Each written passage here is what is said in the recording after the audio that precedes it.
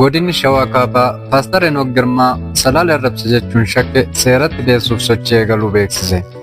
Barsiisaan amantaa kun wanti dubbatan yoo miidiyaa hawaasummaa gubbaa erga qoodamaa ture booda kuni dhaga'ame.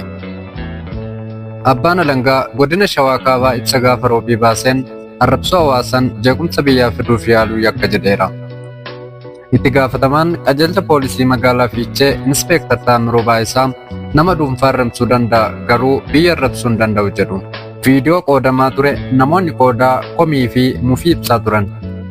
Viidiyoo miidiyaa hawaasummaa gubbaa qoodame irratti dubartiin tokkoo fi paastarichi yeroo walitti dubbatan bakka isheen dhufte gaafata. Isheenis salaale jettee deebiste. Jiraattonni godina Shawaa Kaabaa gama kaabaa Finfinnee jiraatan salaale jechuun of waamu. Maqaa godina isaanis salaaletti akka jijjiirratan sochii eegalaa turan. Paaster Enook yeroo deebisu biyyichi biyya tonqaa'ee yeroo jedhanii dubbatan ni dhaga'ama. Isheenis eeyyee yeroo jettee deebistu ni mul'ata. Sababa seeraan barbaaduuf waajjirri abbaa alangaa godina Shawaa Kaabaa yoo ibsu salaalee arrabsoo duuchaan gadi qabuuf yaaleera seeratti dhiyaachuuf hojjetamaa jiraachuu dubbatan. Dubartii viidiyoo kanarratti mul'attu waajjirri abbaa alangaa magaalaa Fiichee fi poolisii magaalaa Fiichee akka lakkoofsa Itoophiyaatti muddee 14 bara 2018 to'annoo jala oolchuun qorachuu eegaluu ibsi bahee ni mul'isa. Inspeektar Taamiruun akka jedhanitti kaleessa to'annaa jala oolchineerra kan isaa immoo ajaja mana murtii qaama laallatu faana baasnee to'achuuf adeemaa jirra jedhan. Poolisiin viidiyoo kana barsiisaan amantaa kun tiiktookii irratti gadhiiseera jedhe. Haala jiru isheerraa subanneerra isheenis amanteetti waan ta'eef kanarraa kaaneeti gara seeraatti dhiyeessuuf deemaa kan jirru jedhan. Tonqaa'ii matatanyaa maortanyaa jedhee tarrabsa. Biyyi immoo ta'uu hin danda'u. Tarii nama dhuunfaa jechuu danda'a malee biyyi hin jedhamu jedhan. Kun immoo ka'umsa lolaafis yakkaas ta'uu danda'a waan ta'eef inni kun hanga xumuraa deemnee seeraan murtee argachuun dirqama jedhan. Poolisiin odeeffannoo qabuun Paaster Enook magaalaa Finfinnee akka jiraatan ibseera. Adeemsa seeraa qaba mataa isaa danda'e keessa erga darbee booda salphaatti to'achuu ni dandeenya jedhan. Abbaan alangaa godinichaas naannoo biraa keessa waan ta'eef qaama federaalaa waliin mari'atamaa jira jedhe. Aangawoonni godina Shawaa Kaabaa barsiisaan amantaa maqaa Shawaa Kaabaa haala gaariin ta'aniin kaasu jechuun himatu.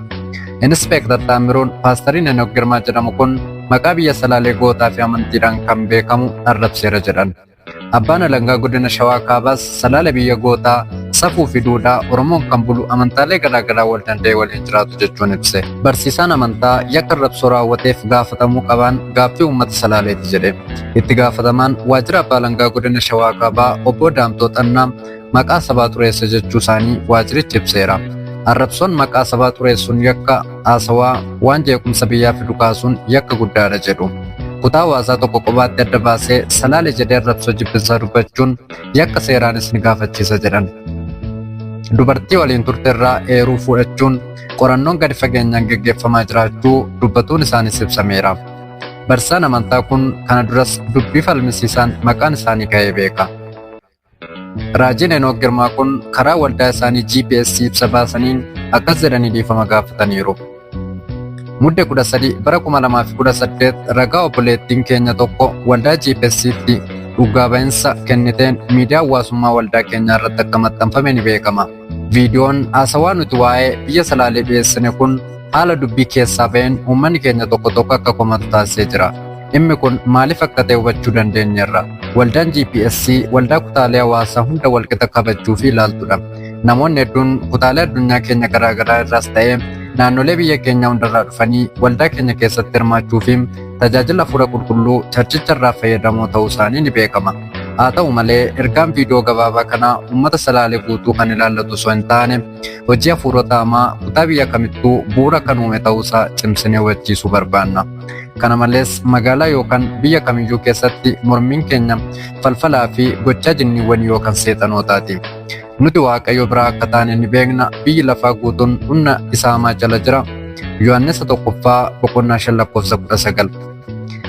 Kanaaf aadaa fi safuu hawaasaa naannoo wajjin wal qabatu akka hin qabne ni hubanna. Haa ta'u malee namoota viidiyoo gadhiifame kanaan mufatanii fi dhimmicha sirriitti hin hubanneef jaalala gooftaa Yesuusiin dhiifama guddaa isin gaafanna jedhaniiru. Kun Giddoo Baayogiraafiidha.